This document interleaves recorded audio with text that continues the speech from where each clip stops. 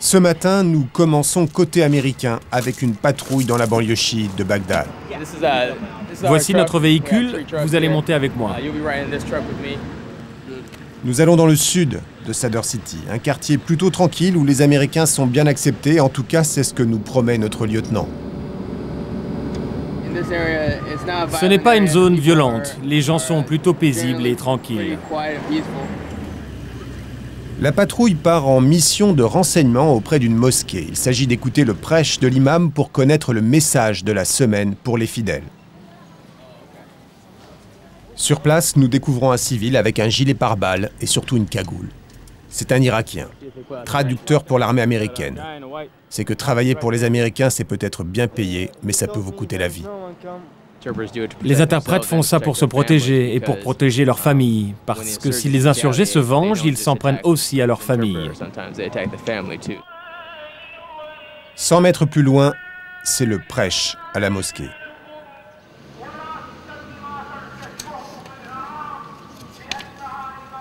Le traducteur capte des propos inquiétants. Les militaires américains, ils ont dit « restez éloignés d'eux ». Et là, il a commencé à lire le Coran. Vous entendez ça, les gars? Il leur a dit « éloignez-vous des militaires, ne leur parlez pas ». Je peux pas voir leur gueule non plus à ces enfoirés. Ça peut vouloir dire qu'ils préparent une attaque contre nous. Ils leur disent « éloignez-vous d'eux pour ne pas être blessés ». Allez, rentrez chez vous, ou allez à la mosquée. Allez. Soudain, un coup de feu isolé retentit. Tu vois la porte grise là? Tu vois le palmier derrière? Un type vient juste de sauter là. Ils ont tiré avec quoi, là? On ne sait pas encore. Au cas où la population déciderait d'être encore moins paisible, on démarre le moteur, prêt à partir.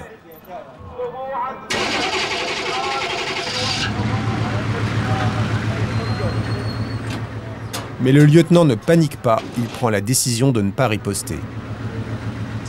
C'est pour nous avertir, montrer qu'ils sont là et qu'ils ont des armes. Quant au message de l'imam, il est clairement hostile. La conclusion, c'est qu'on dirait qu'ils n'aiment pas beaucoup les forces américaines ici. Oui, ils nous aiment pas beaucoup. Ils n'appellent pas au meurtre des Américains, mais c'est clair qu'ils ne veulent pas de nous dans leur pays. Juste après le prêche, la patrouille décide de ne pas s'attarder. 1 an et demi après la fin officielle de la guerre, aucun soldat américain ne se sent en sécurité dans les rues en Irak. On ne sait pas contre qui on se bat. On se bat en réagissant comme on peut. Un type peut se trouver là au coin de la rue, et tout à coup, il vous tire dessus. La grande peur des soldats américains, c'est surtout la bombe artisanale, dissimulée en bord de route. Ils utilisent des animaux morts. Ils les bourrent d'explosifs et ils les mettent en plein milieu de la route. Et quand on va voir, ça nous pète à la gueule. Seul le retour à la base leur donne un semblant de sécurité. Et un jour de plus. Ouais, je vais vivre un jour de plus. Pas de bombe sur la route, personne n'a été tué, aucun sniper. C'est une bonne journée. Je vais pouvoir aller me coucher. Mais aujourd'hui, même les bases sont attaquées. Quelques minutes à peine après notre retour au camp Cuervo, 7 obus de mortier viennent frapper cette zone, théoriquement sécurisée.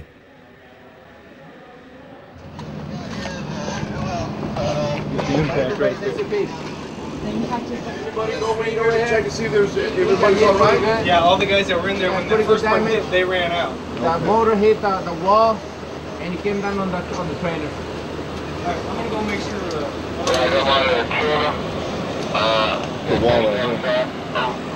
Roger, the trailer's pretty messed up. C'est un mortier, ça? Oui, madame. Ça arrive fréquemment dans cette base? Oui, c'est assez fréquent, oui. Pour le major Williams du 2e régiment de cavalerie, les tirs de mortier viennent probablement des chiites de l'armée du Mahdi qui tiennent le quartier voisin de Sadr City, les principaux ennemis de cette unité.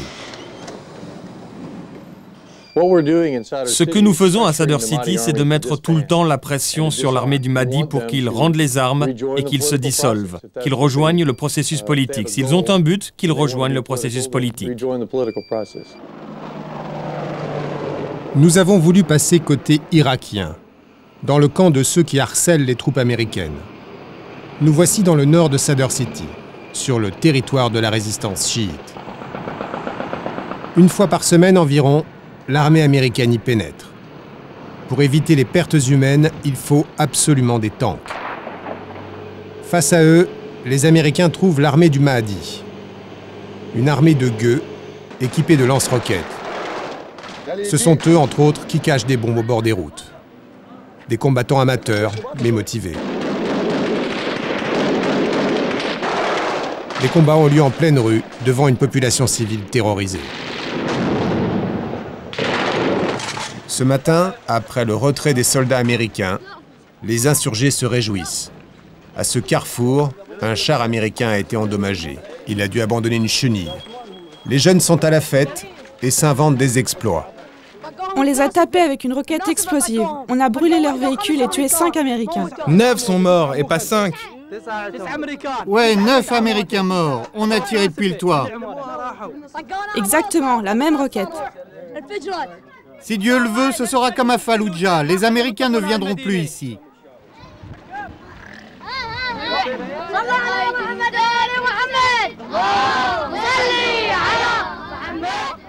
Sadr City est la ville chiite de Bagdad.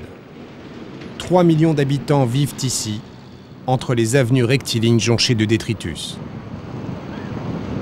Les égouts éventrés se mélangent aux canalisations d'eau potable et les épidémies explosent.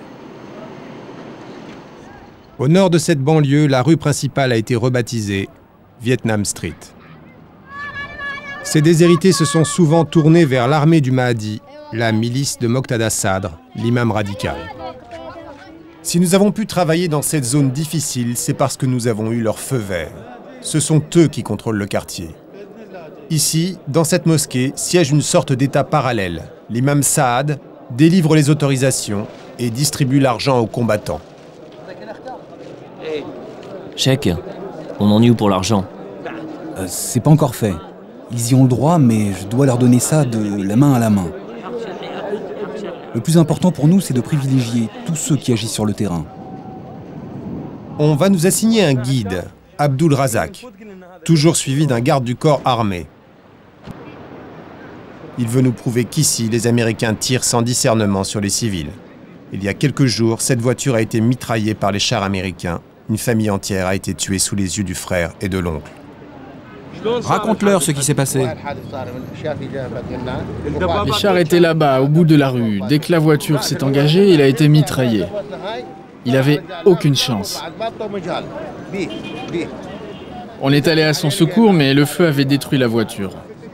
Regardez ce qui nous arrive. Nos enfants sont morts. Notre famille a été décimée. Aujourd'hui, c'est vendredi. Abdul Razak nous emmène à la grande prière de la mosquée. Tiens, regarde encore des voitures brûlées. Sur le chemin de la prière, ce sont les hommes en noir de l'armée du Mahdi qui sécurisent le quartier. La police irakienne se contente de regarder. Ici, au moins, les policiers savent qu'ils ne craignent rien. Contrairement à d'autres quartiers de la ville où ils sont pris pour cible par d'autres groupes armés de la résistance. Pour l'instant, l'armée du Mahdi s'oppose aux bombes aveugles qui déchirent Bagdad.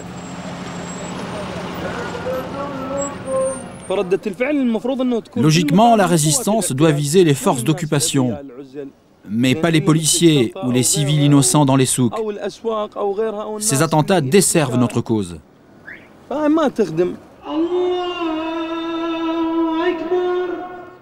Pendant la prière, Abdul Razak rejoint le carré des notables dans un entrepôt à l'abri du soleil. Ici, on n'est pas vraiment habitué à voir des caméras occidentales. Regarde le religieux là-bas, il se cache. Il ne veut pas se faire filmer. Des sacs de riz et de farine s'entassent dans la mosquée. C'est un trésor de guerre pour les combattants. C'est de la nourriture stockée et destinée aux familles des martyrs, pour les aider. L'imam est venu donner la position de Moqtada Sadr. L'armée du Mahdi est prête à négocier, dit-il, à rendre les armes. Mais les Américains doivent cesser leurs attaques. Nous allons retrouver les combattants postés au carrefour. Ils sont assez faiblement armés. Pour ce groupe, par exemple, un seul lance-roquette, la seule arme susceptible d'endommager les blindages des chars. Vous avez armé les bombes, les gars? Ouais.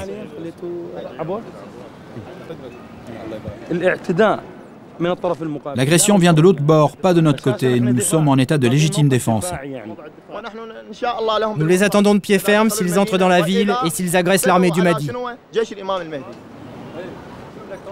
C'est pour les tanks, cet engin? C'est une arme contre les chars et les Hummers, les véhicules blindés. Mais les bombes font beaucoup plus de dégâts. Un peu plus loin, nous tombons sur un groupe de combattants en train d'opérer en plein jour. Ils installent une bombe anti-char et il faut un peu les convaincre de nous laisser filmer. C'est la télévision française. Le cheikh Saad m'a envoyé pour inspecter vos préparatifs de défense. Ils vont filmer. Ils vont quand même pas filmer les bombes. Oui, il n'y a pas de problème, laissez-les faire, laissez-les filmer.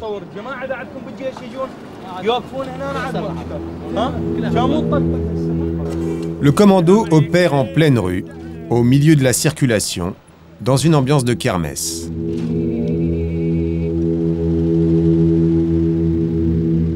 Voici donc les engins de mort que l'armée américaine craint par-dessus tout.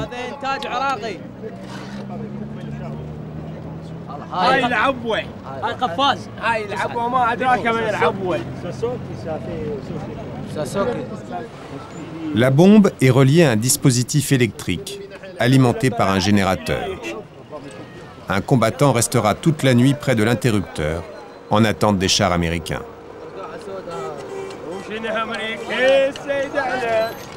Il faut dissimuler le fil, afin que les chars ne le voient pas.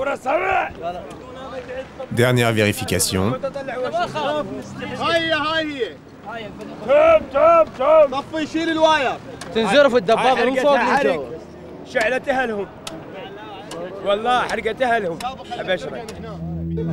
Ces machines explosives sont artisanales, mais les dégâts causés peuvent effectivement être massifs. Voici des images prises par un vidéo amateur quelques jours auparavant à peu près au même endroit. Le char a sauté sur une mine artisanale, puis il a été attaqué à la roquette.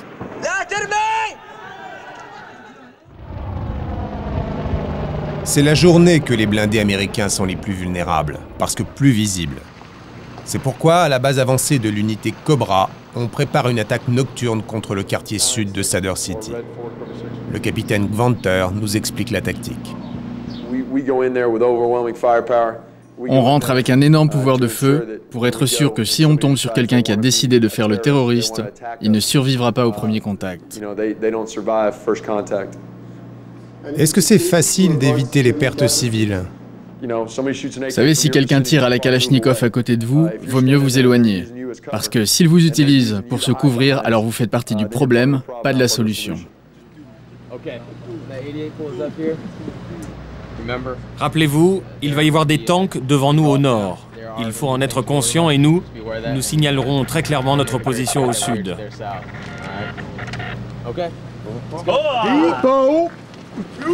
À minuit, l'opération démarre. Elle a un nom de code de film américain, Acier en furie 2. Je me baisse un peu parce qu'on va à Sadr City. Comme c'est dangereux, c'est plus sûr d'être bas.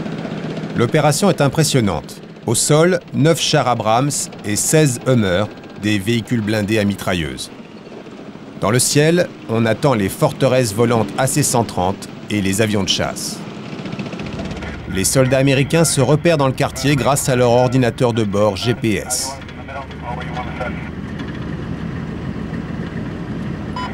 Les lunettes de visée nocturne leur donnent une visibilité parfaite en pleine nuit.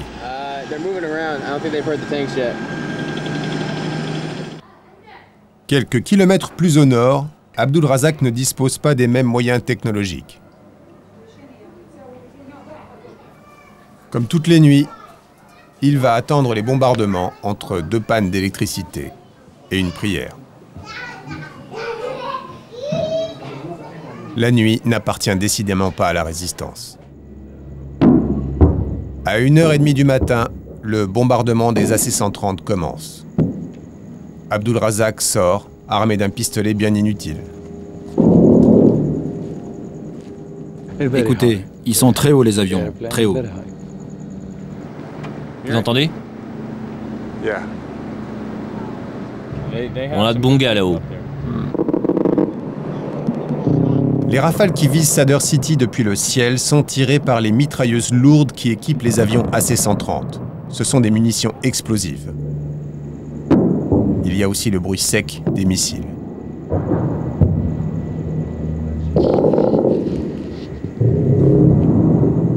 Tout le quartier est réveillé. Même les enfants n'arrivent pas à dormir.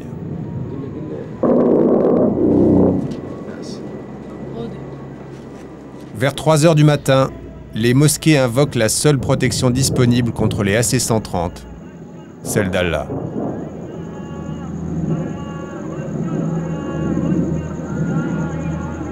Ce soir, l'opération Furie d'acier de l'armée américaine ne rencontrera aucune résistance sur le terrain. Aucun combattant n'a osé affronter la colonne des tanks. Côté irakien, comme à chaque lendemain de bombardement aérien, Sadr City compte ses victimes. Ici, une roquette est tombée près de cette voiture. 2 morts, 8 blessés. Les enfants ont ramassé le débris du missile à l'endroit même où il est tombé. C'est un missile guidé, fabrication américaine. À quelques pas de là, un survivant de l'attaque. Il a perdu une partie de sa famille. Je ne suis pas capable de raconter. La famille qui est là s'en est sortie, mais dans ma famille à moi, il y a eu 3 morts. Mes 2 neveux et un 3e qui est à l'hôpital. Nous nous rendons à l'hôpital Imam Ali de Sadr City. Ici, chaque matin apporte sa fournée de blessés de la veille. Cette petite fille a été touchée dans sa maison par un missile.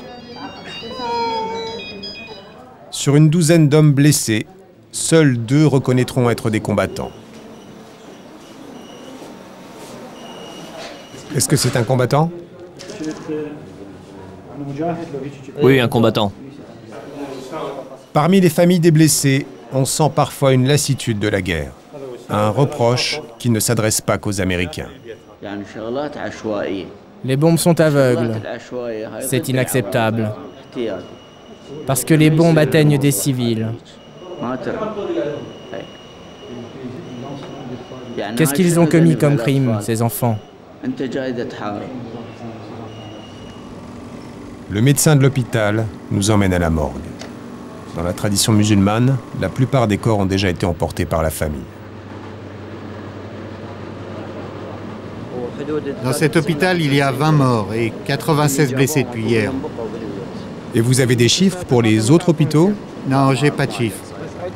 Contrairement aux pertes des forces américaines, les morts irakiennes ne sont pas comptabilisées. À ce jour, on ignore toujours combien de civils irakiens sont morts ces derniers mois dans les combats urbains. Et puis, en sortant de l'hôpital, une scène terrible qui résume à elle seule l'horreur de cette guerre en pleine ville. Toute une famille a été décimée. Ce garçon découvre sa mère morte.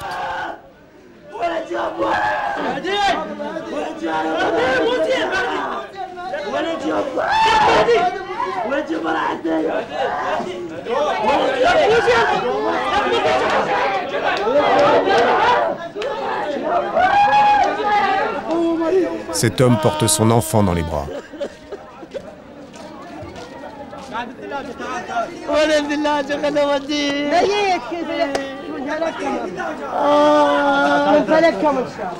Dans le brouillard absurde de la guerre, impossible de savoir qui a tué ces civils. La confusion règne.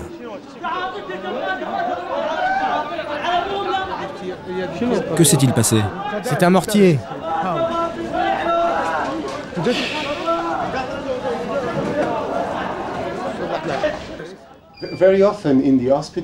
Les hôpitaux sont pleins de civils, des femmes, des enfants blessés pendant les combats. D'après vous, qui en porte la responsabilité, vous ou eux? La difficulté de la guerre dans une ville, c'est que les civils sont sur le chemin des deux belligérants. Je ne peux pas vous jurer qu'il n'y a jamais eu de civils touchés par les troupes américaines. Mais d'un autre côté, notre ennemi ne respecte pas les règles de la guerre. Ils se cachent derrière les civils pour nous provoquer, pour nous obliger à leur tirer dessus pendant qu'ils se cachent au milieu de la population. Et ça, c'est pas dans les règles. Vous savez, beaucoup de mortiers tirés par l'ennemi tombent sur leurs civils et ils s'en moquent. Les officiers américains savent-ils vraiment ce qui se passe sur le terrain, au quotidien? Un incident a particulièrement ému les chiites de Sadr City. Il s'est déroulé ici, à l'hôpital Habibiya, un hôpital pour femmes et enfants, le vendredi 10 septembre, à 13 h. Ce jour-là, un char américain était posté devant l'hôpital. Le blindé aurait essuyé le feu d'un sniper chiite. D'après les témoins, la riposte fut furieuse. L'hôpital Habibiya fut arrosé à la mitrailleuse lourde. Une cuve d'oxygène liquide a explosé. 2 gardes ont été tués. Un médecin gravement blessé. Ahmed, l'un des gardiens, est encore tout étonné d'avoir survécu. Les Américains ont tiré partout sur l'hôpital. Les 2 gardes, ils étaient là. J'arrive pas à parler parce que... Le médecin, il était là-bas, dans sa chambre. Je dormais à la résidence des médecins et soudain quelque chose est arrivé. Il y avait de la poussière partout dans la chambre. Une balle a traversé 5 murs avant de me toucher. C'était fou cette puissance de feu. C'était vraiment pas utile. Moi j'ai essayé de me cacher ici. Mais les tanks américains m'ont visé. Regardez. Pourquoi ils m'ont tiré dessus? Je travaille pour le ministère, je protège l'hôpital. Je ne sais même pas où est cet hôpital à Habibiya. Vous pouvez me dire où c'est? C'est à Sadr City. Apparemment, l'incident n'a pas été rapporté au major, car nous découvrons sur la carte de sa zone d'intervention que l'hôpital se trouve bel et bien sous sa responsabilité. Je crois que l'hôpital se trouvait là, à Habibiya. Non, ça fait longtemps qu'on n'a pas eu d'hommes dans le secteur, depuis un bon bout de temps, je crois. Vous n'avez jamais entendu parler de cet incident? C'est malheureux si c'est arrivé, mais je ne peux rien vous dire. Nous n'opérons pas dans ce coin-là. Pourquoi est-ce qu'on ferait un truc pareil? On ne veut pas leur faire de mal, on veut les aider. S'ils rendent leurs armes, on les aidera. Une chose est sûre, aucun Américain n'est venu à l'hôpital après coup vérifier l'état des dégâts. Comble de l'absurdité, le docteur touché, parfaitement anglophone, était plutôt bienveillant vis-à-vis des Américains. C'est leur boulot. Ils devraient savoir ce qu'ils font. J'avais une opinion différente sur eux avant. Mais maintenant, j'ai changé d'avis. Pendant le mois d'octobre, les négociations entamées par les chiites ont semblé porter leurs fruits. Un cessez-le-feu a été signé et quelques militants ont rendu des armes. Le quartier chiite de Bagdad va peut-être pouvoir souffler et dormir la nuit. Mais pendant ce temps, dans le centre de Bagdad, la guerre des bombes continue.